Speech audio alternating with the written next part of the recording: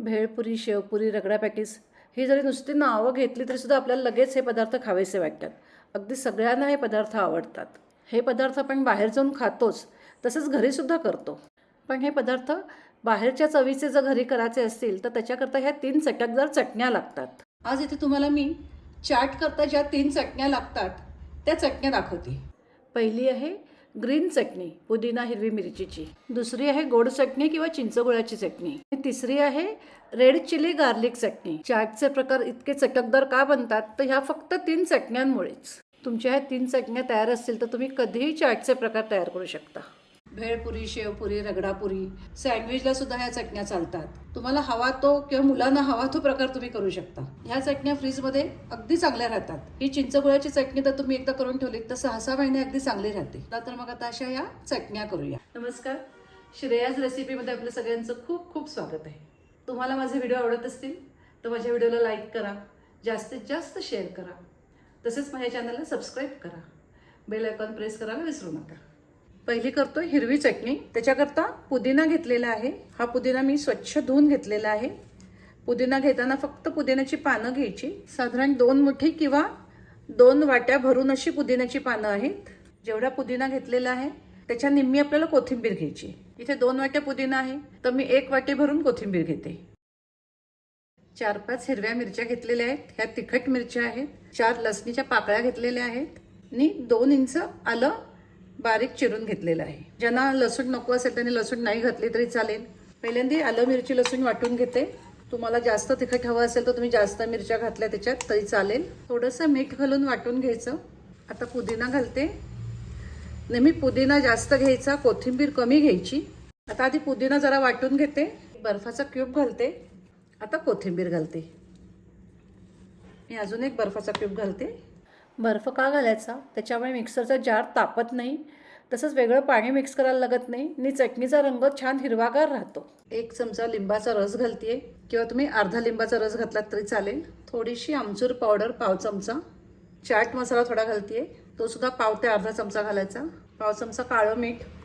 पुदिना जास्त घातला की चटणीचा रंग थोडासा काळसर येतो पण चवीला अतिशय टेस्टी लागते. थोडा हिंग घालते. तुम्हाला लसूण नको असेल तर तुम्ही हिंग थोडा जास्त घाला. ते पुन्हा सगळं मिक्सरमधून फिरून घेऊ. चटणी वाटून झालेली आहे. रंग किती छान आलाय बघा. बरेच वेळा बघा चटणी करतो तेव्हा कोथिंबीर पुदिना असा बाजूला राहतो किंवा ती चटणी प्लेन होत नाही, नुसतं पाणी बाजूला राहतं. तसं झालं नाही बघा, अगदी प्लेन झालेली आहे. इथे दुसरं काहीही मिक्स केलेलं नाहीये. काढते आता मी. कायम एअरटाईट काचेच्या जारमध्ये चटणी ठेवून द्यायची, त्यामुळे ती जास्त चांगली राहते. त्याचा रंग पण चेंज होत नाही.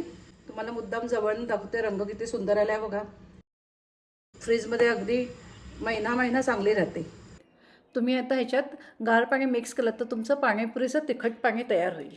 आणि तुम्ही भेळ, शेवपुरी, रगडा पॅटीस किंवा दहीवड्यांनाही घट्ट चटणी वापरू शकता. तर अशी ही आपली हिरवी चटणी तयार आहे. दुसरी आपण आंबट गोड चटणी करतोय. त्याच्याकरता चिंच घेतलेली आहे. 100 ग्रॅम किंवा 1 वाटीभर सीडलेस चिंच घेतलेली आहे. अशी बिया काढलेली चिंच बाहेर विकत मिळते. एका पॅनमध्ये 2 वाट्या पाणी घेतलेलं आहे. त्याला चांगली उकळी आलेली आहे. आता त्याच्यामध्ये ही चिंच घालते. आता हे चांगलं 2-3 मिनिटं उकळून घेऊया. चिंच छान मऊ झाली पाहिजे. चिंचेतल्या बिया वगैरे काढून टाकायच्या. जरी सीडलेस चिंच असली तरी कधी कधी एखादी बी असते. त्यामुळे 3-4 मिनिटं चांगलं उकळून घेतलेलं आहे. आता मी गॅस बंद करते. चिंच छान मऊ झालेली आहे. हे बघा, ही चिंच शिजवून घेतलेली होती. आता ही गार झालेली आहे. आता आपल्याला ही चिंच मिक्सर बंद काढायची आहे. त्याची पेस्ट तयार करून घ्यायची. चिंच वाटून झालेली आहे. आता आपल्याला ही गाळून घ्यायची. गाळून का घ्यायची तर चिंचेमध्ये खूप रेषा वगैरे असतात, त्या सगळ्या मिक्सरमधनं वाटल्या जात नाही, त्याच्याकरता गाळून घ्यायची.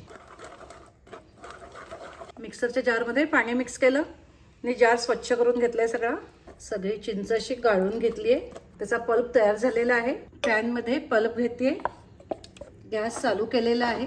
लो टू मिडियम फ्लेम आहे. आता आपल्याला हा पल्प जरा पुन्हा एकदा गूळ घालून शिजवून घ्यायचा आहे. बाहेरच्या चिंचगुळाच्या चटणीत गूळ नसतो तर साखर असते. घरी करतो तेव्हा गूळ घालायचा. ज्याच्यात आता मी चिंचेचा पल्प गाळून घेतला होता त्यात अगदी पाव वाटी पाणी मिक्स केलंय, ते घालते ह्याच्यामध्ये. ही जरी चिंचगुळाची चटणी असली तरी सुद्धा ही चटणी गोड पाहिजे, आंबट असता कामा नये.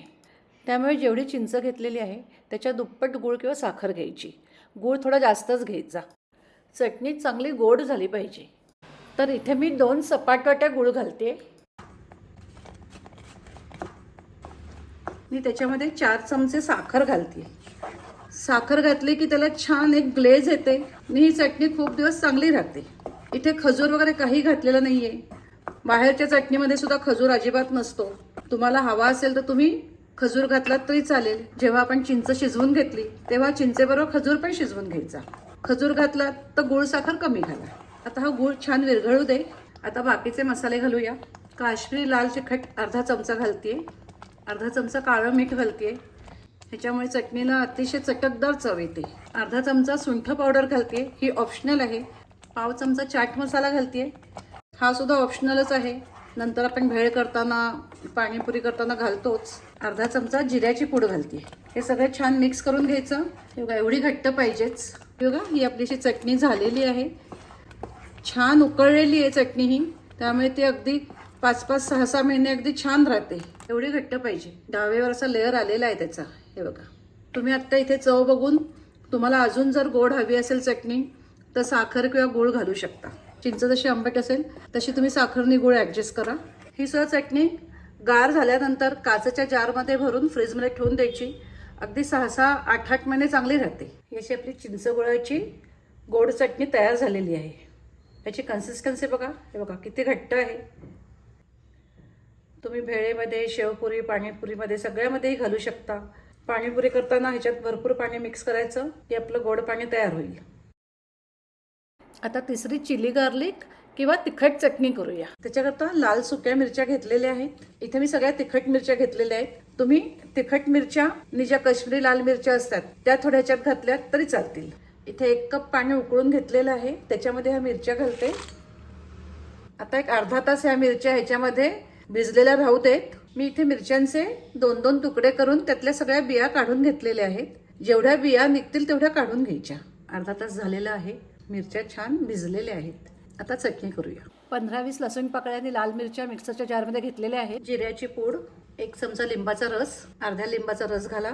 अर्धा चमचा साखर, चाट मसाला अर्धा चमचा, थोडंसं काळं मीठ, थोडासा हिंग, काश्मीरी लाल तिखट अर्धा चमचा. तुम्ही याच्यामध्ये काश्मीरी लाल मिरच्या घेतल्या असतील तर तिखट नाही घातलं तरी चालेल. या तिखटामुळे रंग चांगला येतो. आणि साधं मीठ चवीनुसार घालायचं. वाटून घेऊया. हेच पाणी थोडंसं मिक्स करते. हे बघा चटणी वाटून झालेली आहे. रंग किती छान आलाय बघा. नॅचरल कलर आहे. छान झाली एकदम पेस्ट त्याची. काचेच्या जारमध्ये काढते. ही बघा ही आपली रेड गार्लिक चटणी तयार झालेली आहे. ह्याची कन्सिस्टन्सी बघा. ही चटणी तुम्ही भेळ, शेवपुरी, कटोरी चाट ह्याच्यामध्ये वापरू शकता. पाणीपुरीमध्ये नाही वापरायची. ही चटणी इतकी टेस्टी लागते की चाटच्या प्रकारातच घालायला पाहिजे असं काही नाही. तुम्ही भाताबरोबर, भाकरीबरोबर कशाबरोबरही खाऊ शकता. तर अशा ह्या आपल्या स्पेशल चाटच्या पदार्थांकरता 3 चटण्या तयार झालेल्या आहेत. एकदा का तुम्ही अशा चटण्या तयार करून ठेवून दिल्यात तर त्या फ्रीजमध्ये अगदी चांगल्या राहतात. आणि मग तुम्ही कधीही मुलांच्या आवडीची शेवपुरी, भेळ, रगडा पॅटीस हे पदार्थ तयार करू शकता.